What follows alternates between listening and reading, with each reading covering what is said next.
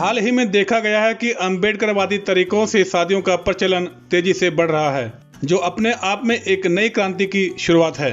दरअसल अब दलित परिवारों में शादी विवाह के कार्ड में हिंदू देवी देवताओं की बजाय अम्बेडकर और तथागत बुद्ध के चित्र प्रकाशित करवाने का प्रचलन तेजी से बढ़ गया है। आज के पढ़े लिखे और अम्बेडकरवादी युवा आडंबर को छोड़कर अम्बेडकरवादी तरीके से शादियां कर रहे हैं।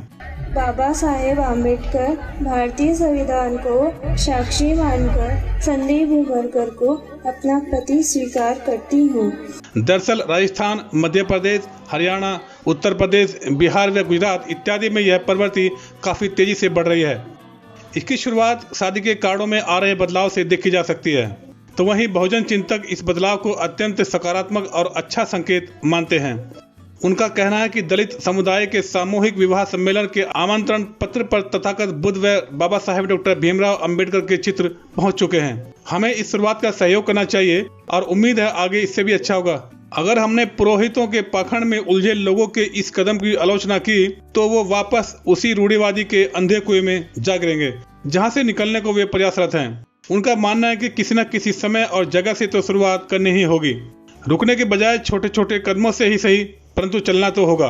इसके बारे में खुला मंच ने जब कुछ अम्बेडकरवादी लोगों से बात की तो लोगों ने बताया, तो मेरा कहना यह है कि देखिए, बाबा साहब ने इतना बड़ा संविधान दिया, हम लोगों को गुलामी से निकाल के आज़ाद कराने का काम किया। जो हम दुनिया भर के अंधविश्वास पाखंड में घिरे हुए थे और उस अंधविश्वास के कारण हमारे पारिवारिक स्थिति दर से बदतर होती जा रही थी। हम लोग कुरीतियों में घिरे पड़े थे। बाबा साहब ने संवैधानिक माध्यम से हमको ये उनके योगदान ये रहा कि हमें उस कुरीतियों से निकाल के आज इस लायक बनाया कि हम सूट बूट में आपके सामने बैठे हैं।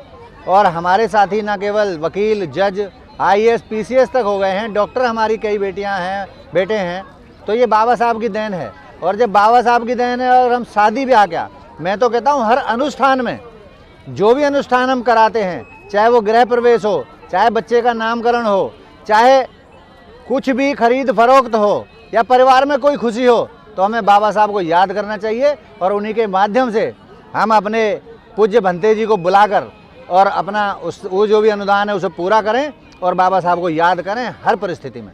अगर कोई भी ब्राह्मण या कोई भी ज्योतिषी या कोई भी ये जो पाखंडवाद वाले लोग हैं आपको कोई डेट निकाल कर देते हैं और उस डेट पे कोई भी अनहोनी होती है तो उसके खिलाफ निसंदेह जो क्रिमिनल ऑफेंस और सिविल ऑफेंस दोनों बनते हैं और उनके खिलाफ हमें मुकदमा दायर करना चाहिए, क्योंकि या तो उनकी जिसको वो ज्योतिषी बोलते हैं, ज्योतिषी विद्या बोलते हैं, या तो वो विद्या नहीं है। अगर वो विद्या है तो उसके कोई सर्टन पैरामीटर्स होंगे और अगर कोई सर्टन पैरामीटर्स हैं तो उस पैरामीटर्स को फेल होने पर जिसको हमने पैसा दिया है वो हमें पैसा रिटर्न करेगा, रिम्बर्स करेगा। अगर नहीं करता तो उसके खिलाफ निसंदेह कानूनी कार्रवाई होनी चाहिए।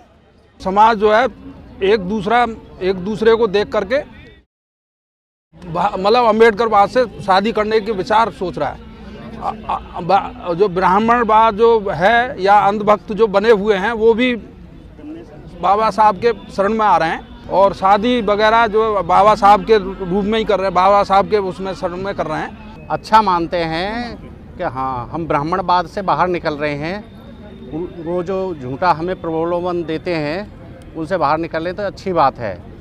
दूसरा मैं ये कहना चाहता हूँ कि अगर लक्ष्मी के पूजने से धन आता है तो ब्राह्मण लोग पढ़ाई क्यों करते हैं, या हमें पढ़ाई करने की क्या जरूरत है? हम लक्ष्मी की आरती उतारते रहें, उसी से धन आ जाएगा। अगर सरस्वती की पूजा करने से अगर ज्ञान आता है तो ये विश्वविद्यालय, कॉलेज, स्कूल बनाने की जरूरत क्या है? ये सब अंधविश्वास है। आज के समय की मांग है कि हम प्राचीन परंपराओं को नकार दें जिनके हमारे जीवन में कोई औचित्य नहीं है। हमें पाखंडी रूढ़ियों व मान्यताओं को छोड़कर वैज्ञानिक, तार्किक, बौद्धिक व आधुनिक रीतियों को आगे बढ़ाना होगा। लोग मानते हैं कि बहुजन समाज में तेजी से बदलाव आ रहा है। अब लोग ब्राह्मणों से कुंडली मिलान, मुहूर्त निकलवाने, दूल्हा दुल्हन के गठजोड़ के बाद मंदिरों में जात लगाने जैसी अवैज्ञानिक रस्मों को तोड़ रहे हैं और संवैधानिक तरीकों की ओर बढ़ रहे हैं। शादी के निजी व सामूहिक आयोजन के निमंत्रण पत्रों में आ रहे बदलाव निश्चित रूप से एक नई शुरुआत है।